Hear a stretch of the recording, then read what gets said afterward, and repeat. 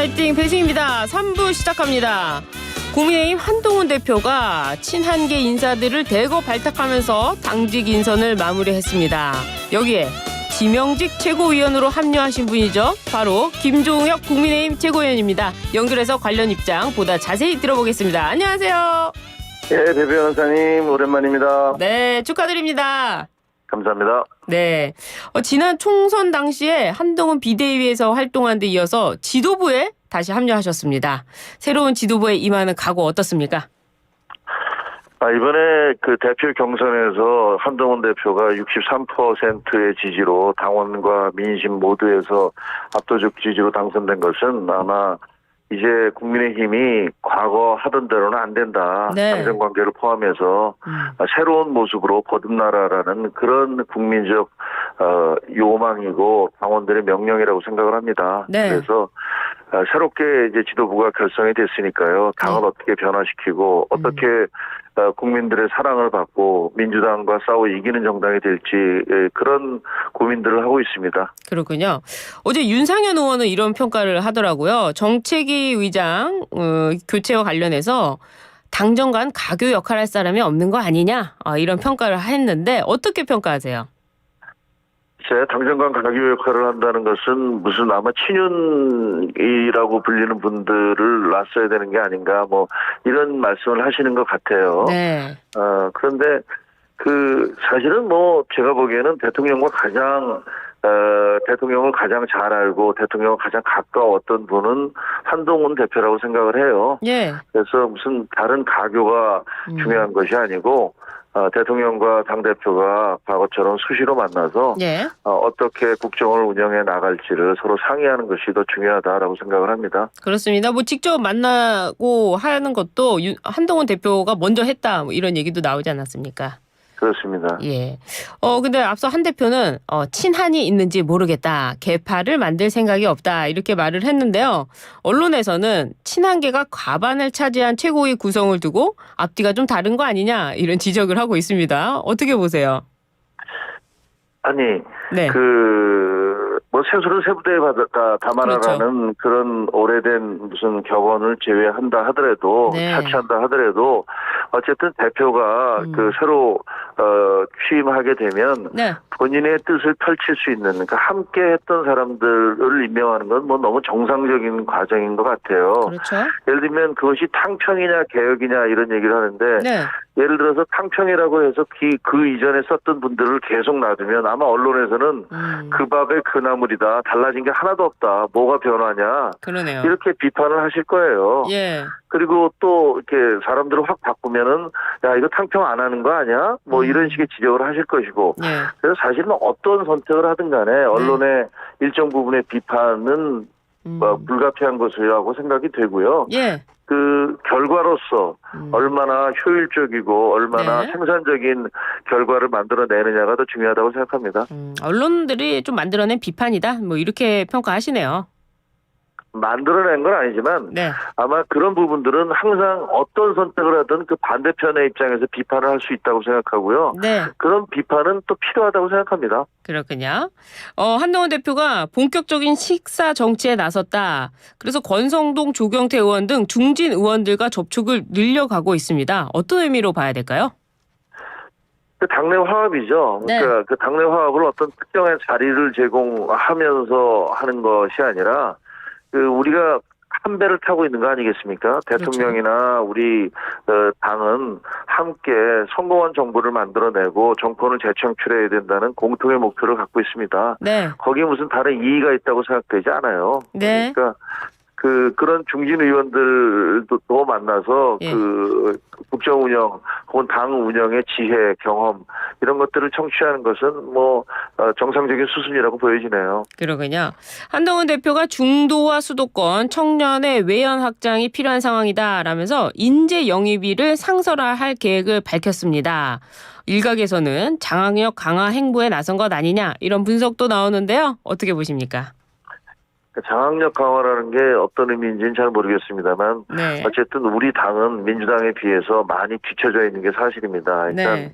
당원 수에서 터무니없이 저희가 부족하고요. 네. 그리고 그렇게 아무 일도 평소에는 안 하고 있다가 나중에 선거 때만 되면 사람이 없다고 뭐 서둘러서 이 사람 저 사람 불러다가 네. 낙하산으로 앉히고 그러다 보니까 내부에서 갈등이 벌어지고 이런 악순환이 계속되어 왔던 게 사실입니다. 그렇죠. 예.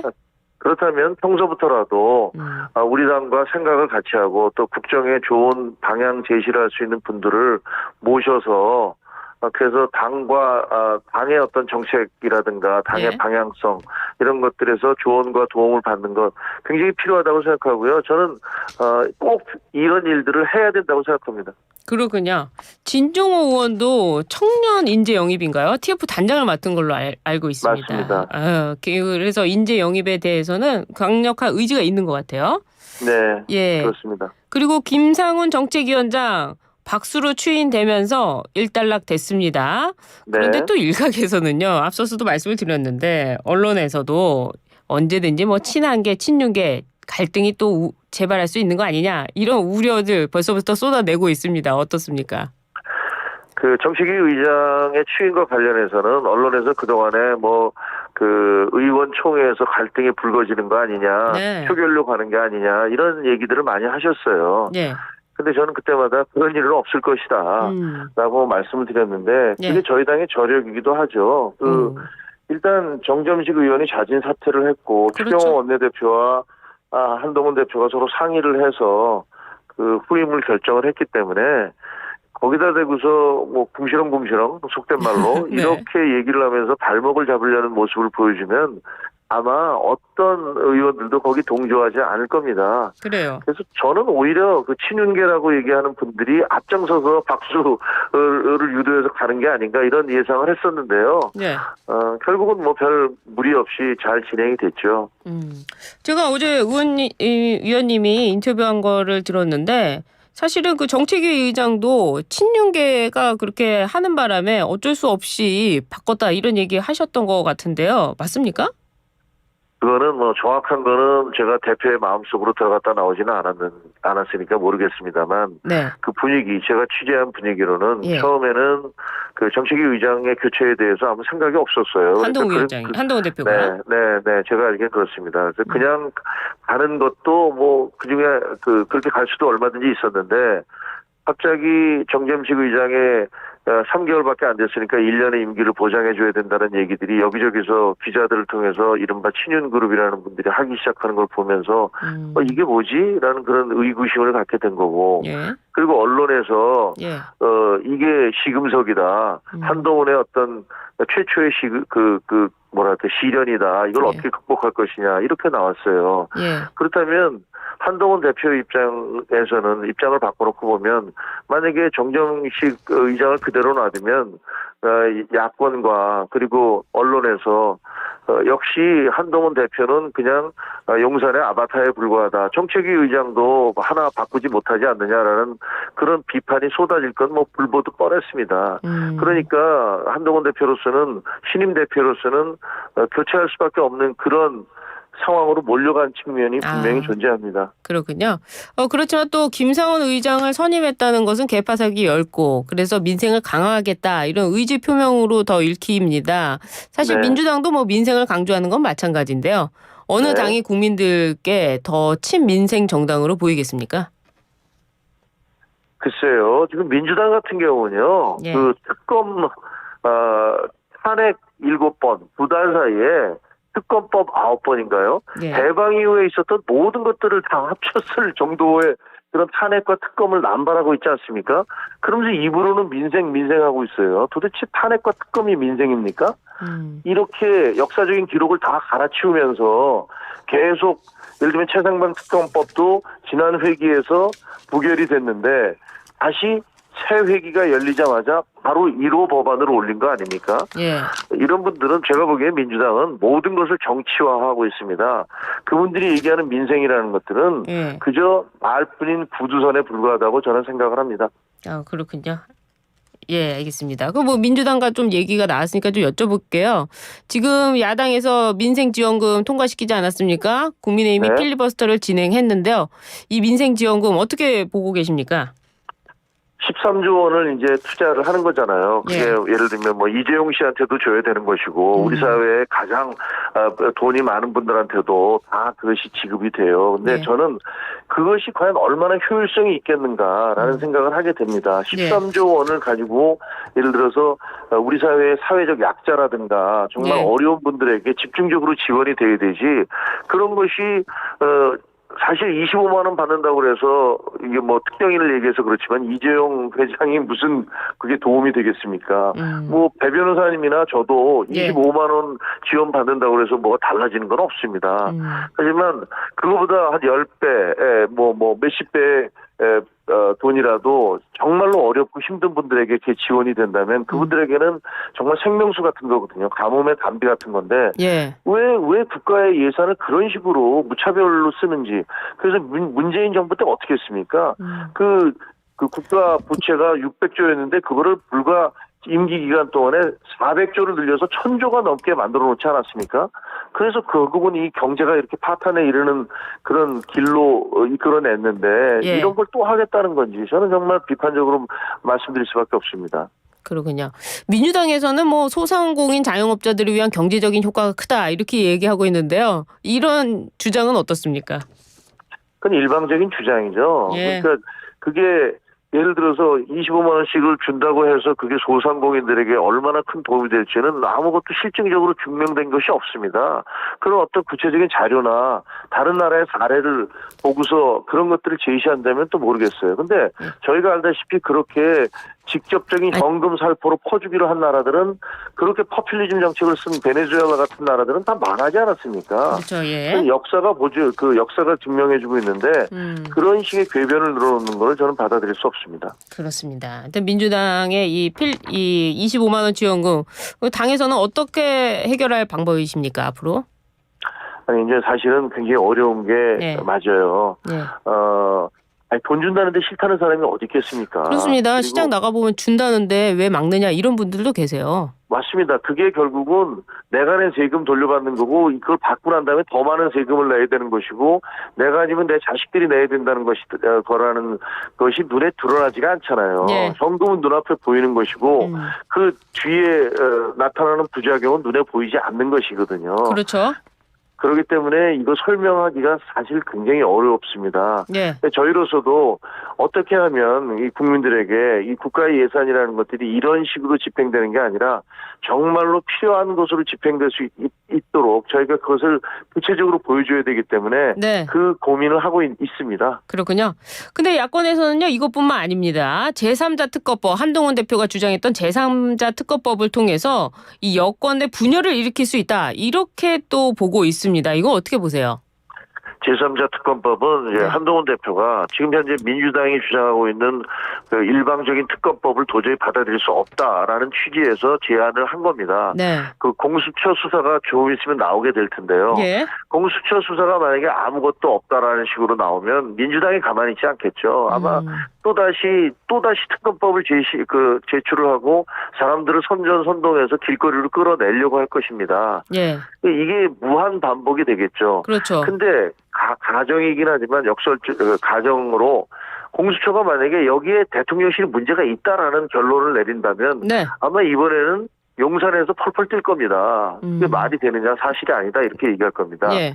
그래서 공수처가 이미 정치적으로 오염됐다라는 평가를 받고 있기 때문에 공수처가 어떤 결론을 내놓든 간에 민주당이나 혹은 그 반대편인 용산에서 그것에 대해서 승복하려고 하지 않을 겁니다. 그렇다면 이런 무한 도돌이표식의 반복을 계속해야 되느냐 아니면 어디선가 우리는 국정을 운영하는 주체로서 정부 여당으로서 이 매듭을 지어야 되느냐 지어야만 하지 않느냐라는 그런 취지인데요. 제3자 특검법은 여도 야도 아닌 제3자에게 그 변협이 됐든 아니면 대법원장이 됐든 제3자에게 맡겨서 그리고 지금 민주당이 제시한 여러 가지 그 독소 조항들을 빼고 말이죠. 모든 사람을 무죄하기로 다 부른다든가 아니면 피의 사실에 대해서 확인된 게 없는데도 마구잡이로 공표를 한다든가 이런 것들을 제외하고 정상적인 특검법을 만들자라는 그런 주장이고요. 현재 당내에서는 의원들이 그것들에 대해서 거부감이 많은 게 사실입니다. 네. 그 야당의 말도 안 되는 주장을 우리가 왜 받아들여야 돼 이렇게 예. 생각하시는 의원들이 많아요. 네. 그러니까 그거는 이제 대표가 그 공수처 결과가 나오고 나면 설득 작업에 들어가야 될 거라고 생각합니다. 그래서 실제로 김상훈 정책위 의장조차 수사 상황을 지켜보자 하면서 제3자 특검법에는 약간 원론적인 입장이고요. 또 앞서서 네. 지도부 내에서는 원내 전략은 원내대표가 우선이다 이런 발언까지도 나오지 않았습니까? 네, 참 그렇습니다. 쉽지 않아 보이는데요. 한동훈 대표가 당내 여론을 바꾸기 위한 뭐 필승의 카드가 있을까요? 필승의 카드라는 것은 합리화 상식 외에 뭐가 있겠습니까? 그리고 저희가 이제 원내 대책 얘기하시잖아요. 그래서 일부에서는 원내대표는 뭐 간섭하지 말아라고 얘기하는데 네. 지금 현재 108석인 우리가 원내 대책으로 성공적으로 할 수 있는 게 뭐겠습니까? 필리버스터 정도를 한다고 해서 그 국민 여론이 달라지는 것도 아니지 않습니까? 예. 결국은 우리가 내세울 수 있는 것은 국민들의 여론이에요. 예. 말이 안 되는 주장을 하는 민주당에 맞서서 국민의힘이 제시하는 안이 그것이 합리적이고 보편 타당하다라는 그런 여론을 만들어내는 것밖에 없습니다. 민주당의 어떤 주장에 대해서 우리는 무조건 반대다 해서 서로 이렇게 충돌을 계속하면 저희는 108석밖에 안 되고 저쪽에서는 171석에다가 뭐 20석도 하면 190석 되지 않습니까? 예. 우리가 맞서서 싸워서 여론을 등에 업지 않는 한은 저희는 결코 이길 수가 없습니다. 알겠습니다. 따라서 원내 전략과 원외 전략이 따로 있는 게 아니고요. 네. 국민들의 마음을 얻어내는 것, 원내에서든 원외에서든 그것이 저희의 전략이 될 수밖에 없습니다. 그렇군요. 예, 알겠습니다. 좀 여쭤보고 싶은 것은 뒤에 홍준표 대구시장과 이철우 경북도지사 등 국민의힘 소속 시도지사들이 당정협의 참여를 요구하고 있습니다. 이 행보 어떻게 해석하십니까? 그거는 제가 보기에는 그냥 너무 언론 보도 과정에서 과잉된 부분이 있어요. 과대 포장된 부분이 있는데요. 당원 당규에 따르면 최고위원회는 그 시도지사들에게 어떤 특정 사안에 대해서 와서 설명하라고 요구할 수가 있어요. 그러니까 그 최고회의에 참석하도록 하는 주체는 최고회의의 의결에 의해서 시도지사가 오시는 거지 시도지사분들이 우리가 가서 얘기할래라고 한다고 해서 되는 게 아니거든요. 여보세요? 네. 그렇기 때문에 지금 현재 뭐 유정복 시장님이 인천시장님이 시도협의회 회장으로 알고 계신데요. 그분도 말씀하셨잖아요. 네. 저희가 무슨 마음대로 가서 하겠다는 게 아니라 어떤 특정 사안이 생기면 대표자가 가서 설명을 하겠다는 의미다. 이렇게 얘기를 하셨기 때문에 네. 처음에 보도된 내용과는 사뭇 좀 다르다라고 말씀드리고 싶네요. 그렇군요. 수도권 원외위원장으로 바닥 민심을 뭐 누구보다 잘 느끼고 계실 텐데요. 당이 어떤 방향으로 변화해야 될지 짧게만 듣겠습니다. 두 가지입니다. 하나는 국민의 눈높이고요. 하나는 공적 마인드입니다. 그동안에 저희에게 매우 부족했던 것입니다. 국민의힘은 국민의 눈높이에 맞춰야 됩니다. 권력의 눈높이 그리고 저희 기득권의 눈높이가 아니라 국민의 눈높이에 맞추려는 노력을 끊임없이 해야 되고요. 그리고 공적 마인드를 가져야 된다고 생각을 해요. 우리가 정치를 하는 이유는 공익을 위한 것입니다. 국가 네. 전체를 위한 것이니까 그런 부분을 잊지 말아야 된다고 생각합니다. 그러군요. 지금 김경수 전 지사 복권될지가 좀 관심사인데요. 윤 대통령 복권하실까요? 안 하실까요? 그거는 뭐 정치 상황에 따라 다르지만 네. 저는 뭐 조국이나 김경수 이런 분들을 사면 복권을 시켜서 이재명 대표와 뭐 경쟁하게 하면 보수가 필승이다라는 식의 그런 정치공학적인 주장이나 논리를 전혀 동의하지 않습니다. 그런 식으로 정치공학적으로 사물을 접근하다 보면 네. 결국은 자승자박이고 제 귀에 넘어가는 일이 될 것이어서 네. 그 김경수 지사의 사면 복권은 그게 복권? 필요하다면 네. 거기에 따른 논리에 가야지 정치 논리로 그걸 접근하면 안 된다고 생각해요. 복권만 남아 있는데 정치 논리로 그렇죠. 가면 안 된다. 사면은 됐으니까 복권만 남아있지. 네. 그러군요. 알겠습니다. 네. 오늘 말씀 잘 들었습니다. 감사합니다. 네, 지금까지 김종혁 국민의힘 최고위원이었습니다. 감사합니다.